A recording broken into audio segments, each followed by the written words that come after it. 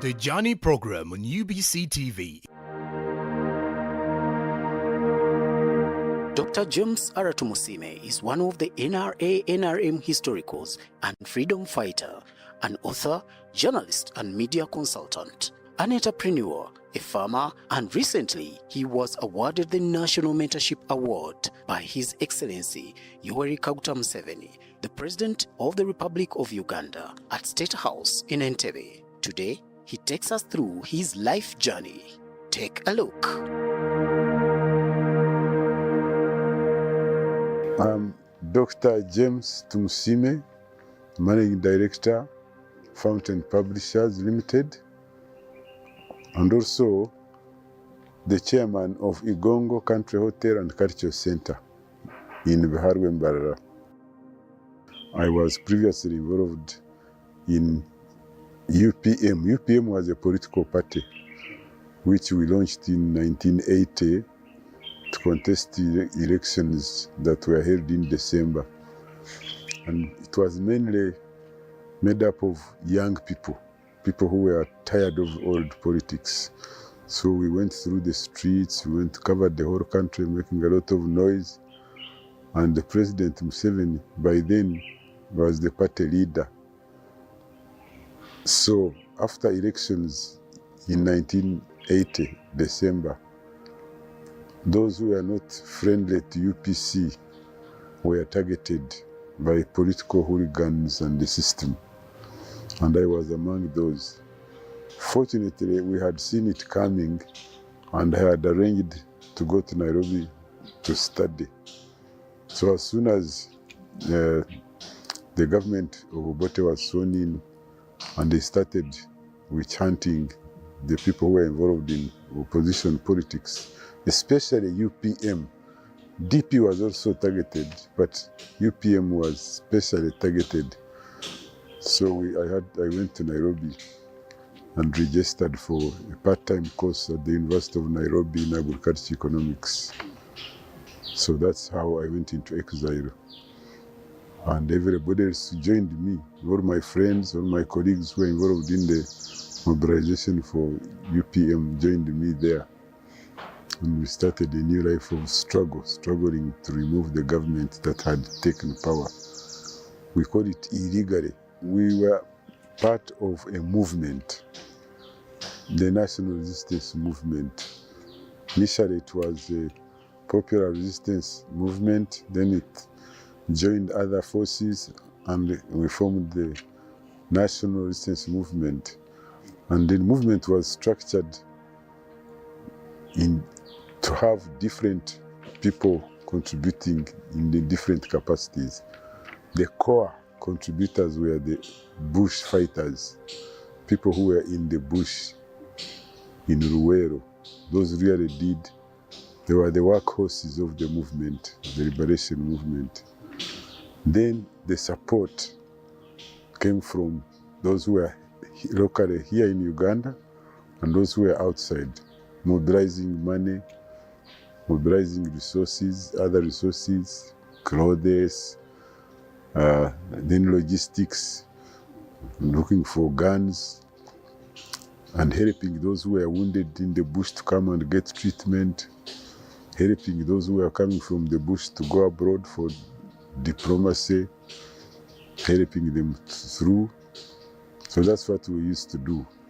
But my area specifically was to publicize the work the movement was doing in Uganda, because there was a smear campaign from Uganda that these people were just vagabonds, riffraffs who just wanted to disrupt peace in the country. And we had to change that image if we had to attract any support, political support, financial support, diplomatic support, moral support. And so we needed a very strong publicity task force, for which I was chairman. Along with, initially there were other people who were involved. Ama Mambabazi was involved. Chirunda Chivejinja worked with me for some time. We had people like Zach Kaheru, who passed on, Justin Sabiti, who passed on. But we had a group, but At the time of finishing this war, I was the chairman of the task force. Well, after fighting, after publicizing the movement, after doing all the work, the war eventually was won by NRM. So after winning, they started on a clean plate here because they needed structures to support the government. They needed the finances, they needed the ministries, they needed all departments. They had filled those. Some were already filled, they inherited, but they didn't inherit a national newspaper. So we had started a new newspaper. And the Minister of Information then, Mr. Mayanja, Abu Mayanja, with whom we had been in exile working together, invited me to come and start the New Vision. There was some equipment Obote government had bought from Russia. I came back and they organized it and started publishing a newspaper, which we had given the name of the New Vision, for a better Uganda. Yes. Later on, I started as an acting editor-in-chief, but I think the government wanted to have somebody neutral, because I was given that we started with a broad-based government. I think the leadership thought that they should get somebody who was seen as impartial. And so they invited a Briton, Mr. William Pike, and he became the editor-in-chief, so I became his deputy, mainly to help him maneuver and understand the politics of the who understood the politics of the country, and I did that job to help to produce a balanced newspaper. Yes, that's how we started the New Vision. And in '86, we came out early March '86. But by July, when William Pike came, we had already been producing 3 editions a week. So when he came, by the end of the year, we had 6 editions. And the newspaper picked up and became a very popular publication, one of the leading newspapers in the country. Well, Ekanya was actually not my original product. I inherited it from Dr. Emmanuel Rushege, who used to produce it for Voice of Uganda in the 60s and early 70s. So when Amin took over, he took over a newspaper called Uganda Argus, which was an investment of outside investors. I think it was Ronro which had shares in it. So for me, my job was to take over what Rushege had started with a Jaru. Both, unfortunately, they had ceased. So with Ekanya, I could draw it and populate it with great humor. And that's what I did, and it became very popular.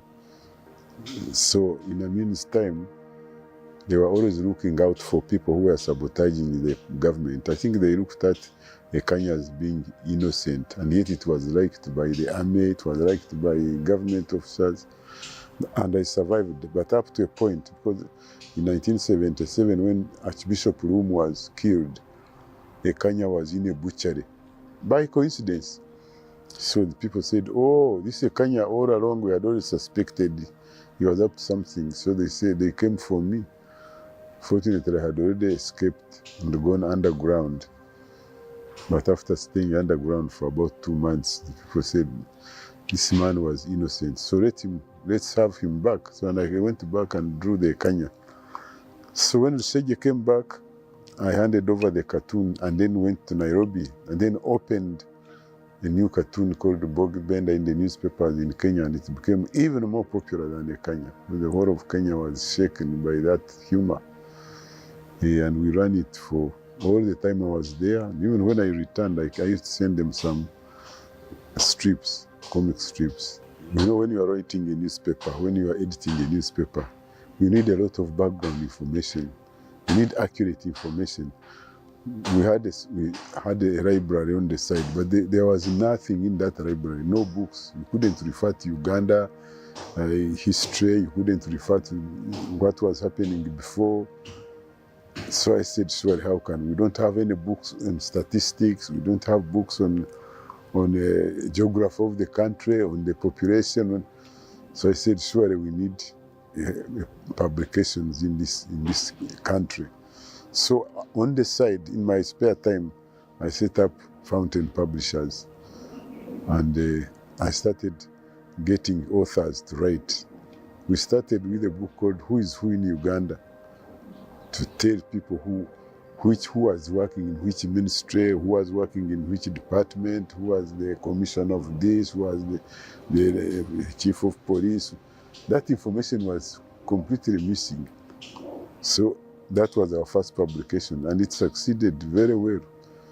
So then I started doing other things, brief histories of Uganda, brief geography of Uganda, travel maps, information handbooks. So when those publications gained momentum, then we went into education publishing. And that's where we have been most of the time, publishing textbooks.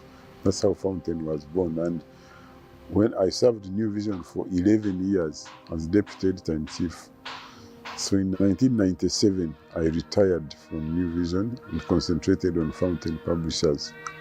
Yeah, and it's still the largest publishing house in this country. Well, now I had more time when I left New Vision, so I was the founder and chairman of the National Book Trust of Uganda, which was the umbrella organization for Uganda Publishers Association, Reading Association, Uganda Bookseller Association. And we did a lot of promotion. We used to have book fairs at the City Square for over 15 years. So I was involved in reading promotion. But then you promote, you must also produce the books for people to read. The government must also be able to promote, to invest in reading lessons, inculcate it into the students, into the children. From the beginning, when they're still young, the parents must read with their children. So it is something that requires everybody to embrace. When we came back from exile and I was working in New Vision, there was a campaign to mobilize the population, to educate the population about the need to have, to love their country, to understand how the country was running. That time there was Radio Uganda, but Radio Uganda was overwhelmed with all the languages of Uganda. So you would have a slot for each language, a very short slot. So I looked at those people as being hungry for news, features, for communication. So I chose to establish a radio for southwestern Uganda, where people speak more or less the same language, what they call RRRR.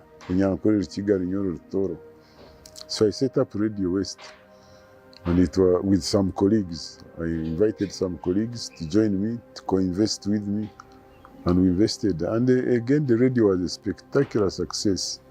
Within the first year, we were able to break even and to pay dividends. For the 10 years that we ran, we paid dividends to our shareholders until we decided that we should leave it in the hands of a more enduring organization. New Vision was trying to broaden its range of products. They had started setting up newspapers in local languages. In fact, I am the one who started those local language newspapers, but they had now wanted to establish radios also. So we gave them Radio West. They established Ukede Radio, and it has remained a very successful radio. And I'm happy. Of the things I'm proud of, Radio West and now TV West are one of my achievements, which I think we did a good job to have started them. So when we sold Radio West, I thought the best thing to do is to now preserve the culture of this region. Now that the media had been taken care of by the New Vision, how about our culture and history? What do our children know about their history, their origin? What do they know about their culture? So that is when I decided to set up Igongo Cultural Center first. The hotel came later, but I started with Igongo Cultural Center. I set up a craft shop. I set up a museum. I set up a cultural village and recreated those historical situations, cultural situations. And you need to visit it to appreciate it, because we put in the history of what people used to produce.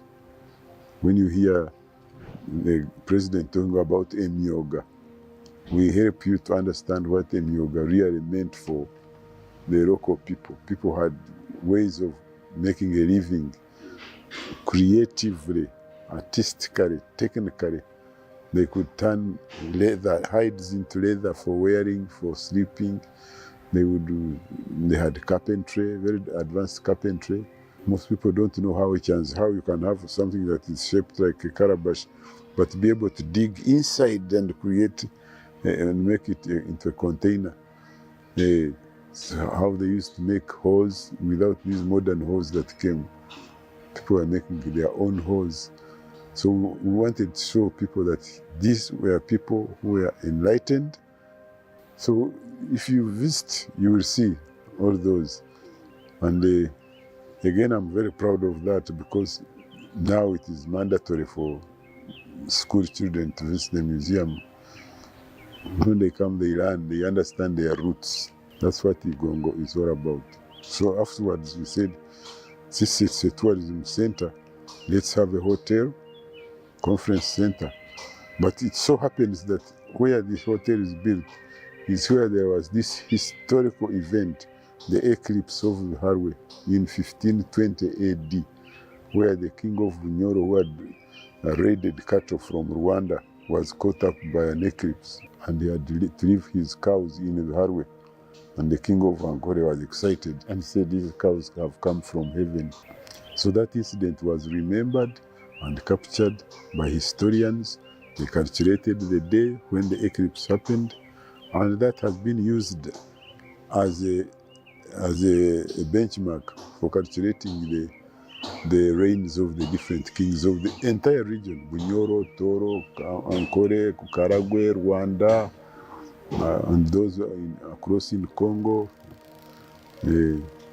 So that is how the Harwe, the museum emerged. I think through all these years, the institutions I have built or been involved in, we have trained, we have inspired, we have helped the youth, the young people, to acquire skills and knowledge and be empowered. From the time of New Vision, I brought in people from different backgrounds and encouraged them to understand journalism, understand editing. And many of them who came have made life-changing decisions. From there, I went to Igongo. I did the same. People have come to understand their history. I got people from Makerere and helped them, educated them how to make a museum. Because previously, this Uganda museum was made by some Europeans. So I said it is possible to build your own museum. So we had many artists whom I got from Makerere University, many history scholars, and we put them together and we built a very great museum. It's regarded as one of the best museums in this region. From the time I was in Radio West, people didn't know that you could advertise in Runyankore. You could advertise Coca-Cola in Runyankore. But now, the radio and the TV are biggest, the cash cow for New Vision through advertising. So helping people to acquire knowledge, to discover themselves, to discover their abilities, which they didn't have. And I'm very happy that most of those who have acquired those abilities have gone ahead to become very important people in this country and in the economy. I get many, many, many letters of appreciation. Thank you for showing us this. Thank you for teaching us this. Thank you for, including authors. We've helped authors to come up and write books that have become very popular. There are so many opportunities in our country don't think because I was trained as a lawyer, if I don't get a job with a law firm, then I'm finished. No. I did a Bachelor of Science in Agriculture. I did cartooning in newspapers. I did writing as a journalist. I did editing of newspapers. I set up a radio station. I set up a museum. I'm still doing many things.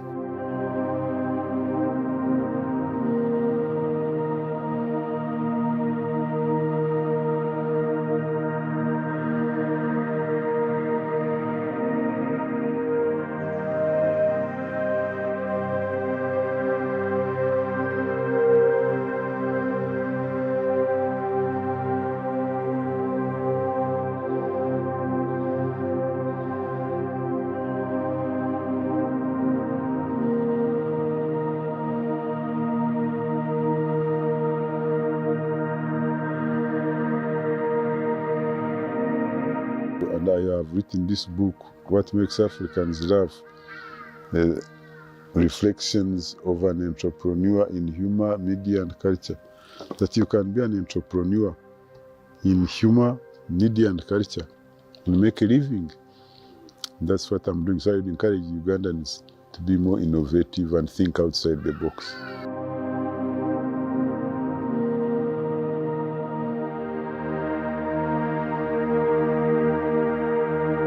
Well, UBC, was reinvigorated around 2005. It had been mismanaged previously. The media, national media was disregarded. There was not serious investment because it used to only sing praise to the previous leaders. So this time I think the government thought that they should turn it into a professional national broadcaster. So they restructured it, they gave it more resources, more finances. And I came in a little later.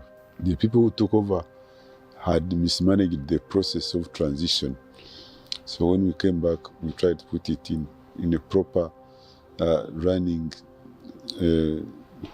condition. And we are still trying to do that in spite of the scarcity of resources. But we are already doing very well.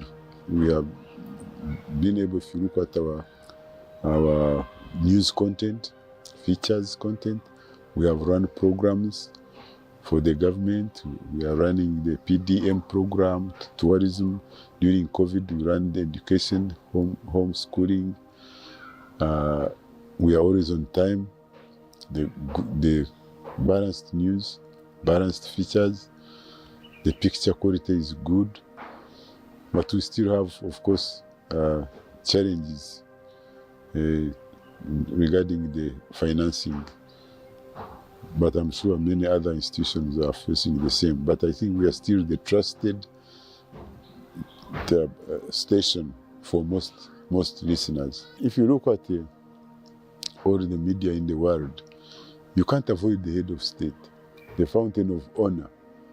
There's a lot that is emitted, that radiates from that office, from that chair. And most of what comes out is newsworthy. If there is a cabinet reshuffle, it's very newsworthy. If there is a policy change regarding economy, education, so a lot of news is generated in State House. We have no choice. If you look at these other international media, if you look at BBC, if you look at CNN, you always start with President Biden, Joe Biden, you have the Prime Minister, you have the King. Then that is only for the news. But most of the other things, the UBC has got very well balanced coverage. All the players in the politics are covered, in the economy they are covered. All scandals which are involving government officials are covered. They don't hide anything. Do you remember any scandal that has broken and was not covered by UBC? Kizza Besigye, Bobi Wine, Miriam Matembe, you see her being carried every time when she's being critical. And that excites listeners. So we would be shooting ourselves in the foot if we did not cover those people, because they are people want to listen to the opposition, so we give it to them. It's up to the population or the listenership or the viewers to judge for themselves. By covering Besigye or covering Bobi Wine, you don't think the government is going to fall. If Bobi Wine says our job is to remove Museveni, yeah, there you are. That is his opinion. But does anybody worry that Museveni is going to fall because Bobi Wine has said it? So why should you suppress that news item? The equipment we use, we don't own the satellite. We have to rent the satellite. We have to lease. We have to. So the question is that the money that is the basket from the treasury, usually they don't put in enough for us. But you see hospitals, schools, there are so many competing demands. So many competing demands that what we get, we try to do as well as possible. Whatever we get, we try to use it as efficiently as possible. We request every time we lobby, we visit them at all levels. We have even met the president and he has pledged to support us.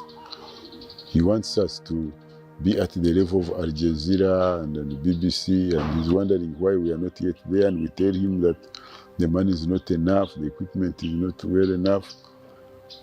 But then you do as much as you can with the little you have. I think Uganda is a free country in terms of the media.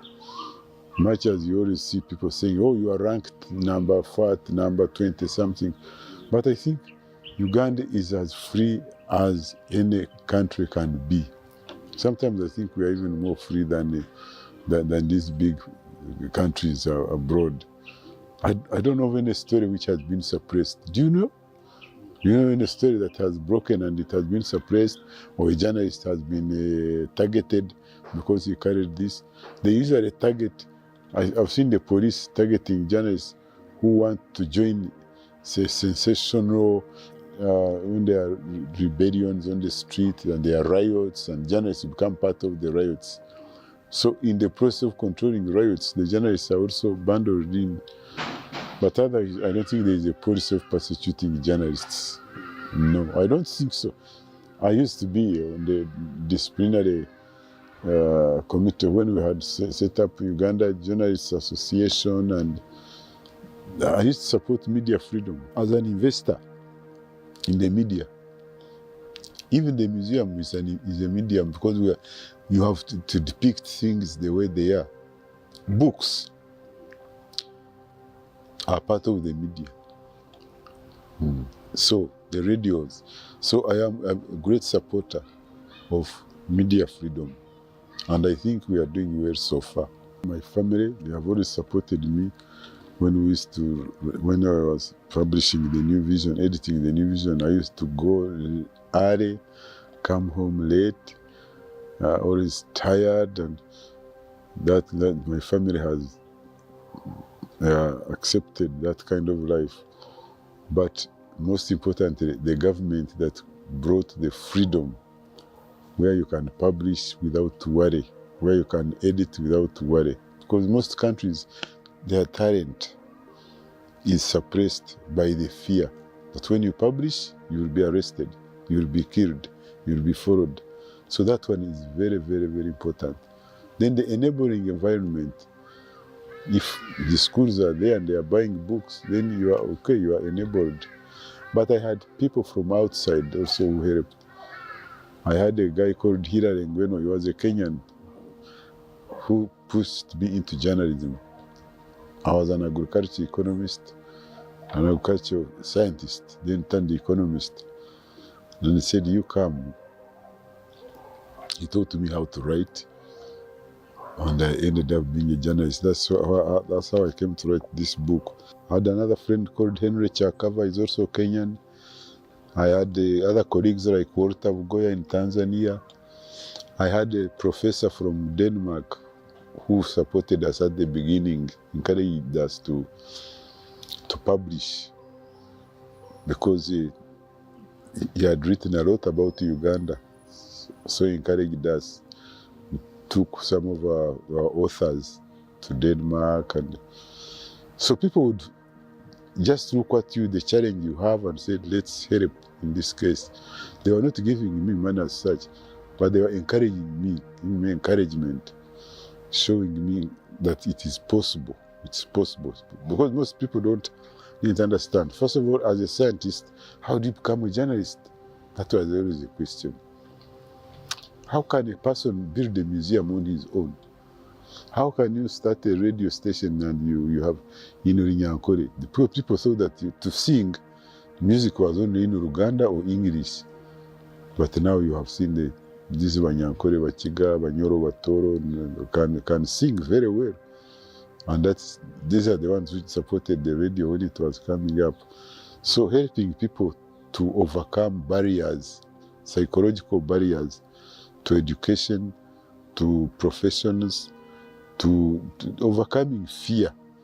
Yeah, I think that is what has been my driving, the motive. So as I conclude, I wish to appeal to Ugandans, and especially the youth, not to lose hope in themselves because you don't have a traditional job or office job, that you can make a living outside the conventional office.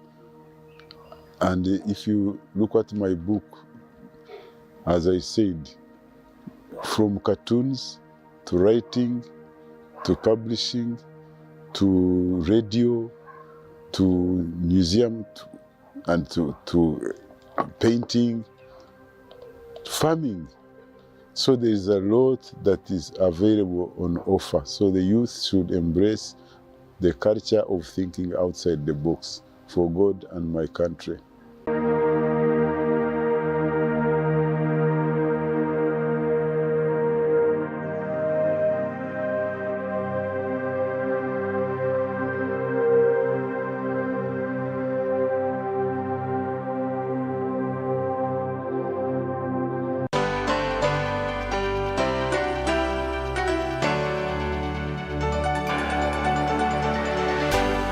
UBC, inspiring Uganda.